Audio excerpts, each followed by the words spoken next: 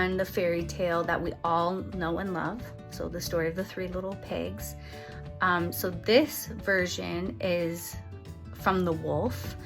His name is Alexander T. Wolf, to be exact.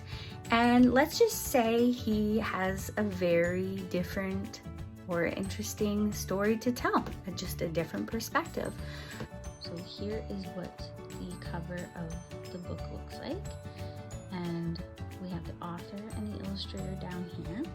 So in this fairy tale, the narrator, who I mentioned, is Alexander T. Wolf, insists that he isn't big and bad after all. He explains that the day of the incident, he had just had a cold, he needed a cup of sugar, and the entire house blowing up incident was just a big misunderstanding.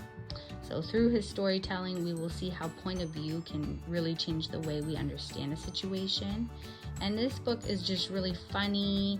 It gets kids thinking critically about fairness, storytelling, and truth, and it just has an element of unexpectedness to it. So some of the big ideas in this book include perspective, so understanding that every story has more than one side, fairness and judgment, so recognizing how quickly we can label someone without really knowing all the facts, empathy and communication, so why it's important to listen and understand before we begin making assumptions.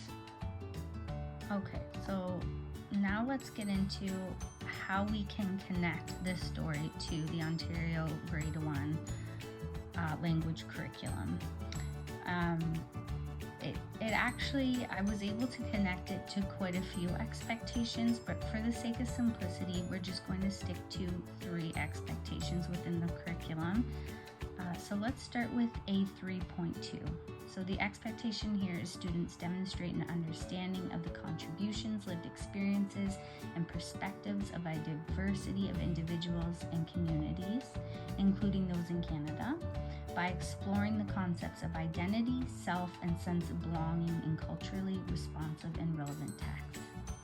So this story allows children to challenge the traditional narratives by giving voice to a misunderstood character.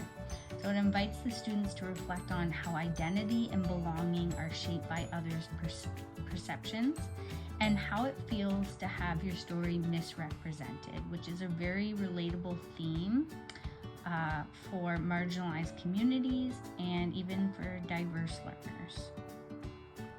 So a good way to get kids to begin thinking about that theme and that